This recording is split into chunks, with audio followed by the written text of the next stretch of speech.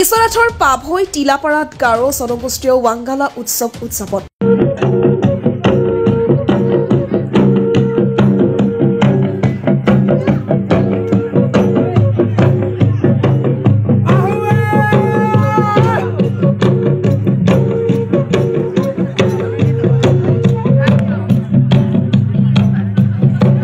অসমৰ অন্যতম ভূমিপুত্ৰ গাৰোসকলৰ লোককৃষ্টি তথা সংস্কৃতিৰে জীপাল হৈ পৰিল বিশ্বনাথ জিলাৰ অসম অৰুণাচল সীমান্তৱৰ্তী টিলাপাৰা প্ৰাথমিক বিদ্যালয় খেলপথাৰ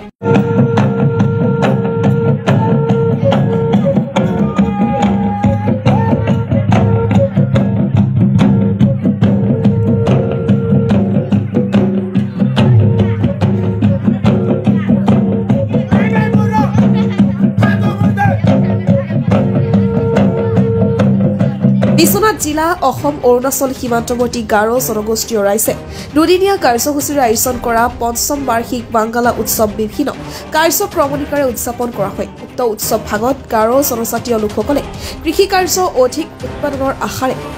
আৰু কৃষি কাৰ্যত সহায়ক হোৱা প্ৰকৃতিৰ প্ৰতি ধন্যবাদ জনাই পূজা সেৱা কৰে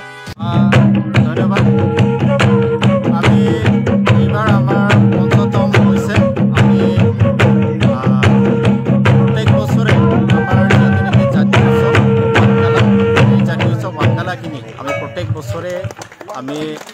বিভিন্ন ঠাই আমি নিৰ্বাচিত কৰি আমি সেই ৱাংগালা উৎসৱটি আমি পাতোঁ জীয়াই ৰাখিবৰ কাৰণে আমাৰ সংস্কৃতি আমি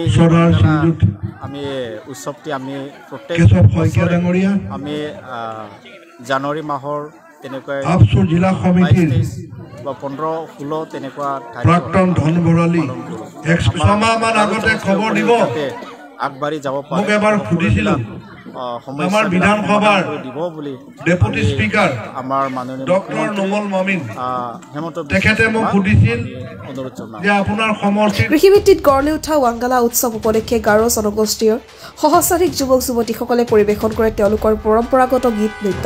উল্লেখ্য যে কৃষি শস্য চপোৱাৰ পাছত উদযাপন কৰা ৱাংগালা উৎসৱ ভাগত গাৰো জনগোষ্ঠীৰ যুৱক যুৱতীসকলে তেওঁলোকৰ জীৱসংগী নিৰ্বাচিত কৰা সাম্প্ৰদায়িক বন্ধন আৰু সামাজিক সম্প্ৰীতি অটুট ৰখাৰ প্ৰয়াস কৰা হয় বিভিন্ন আচাৰ অনুষ্ঠানৰ পাছত গাৰো জনগোষ্ঠীয় লোকসকলে মিলি একেলগে আহাৰ গ্ৰহণ কৰে কৃষিৰ তাৎপৰ্য বহন কৰা আৰু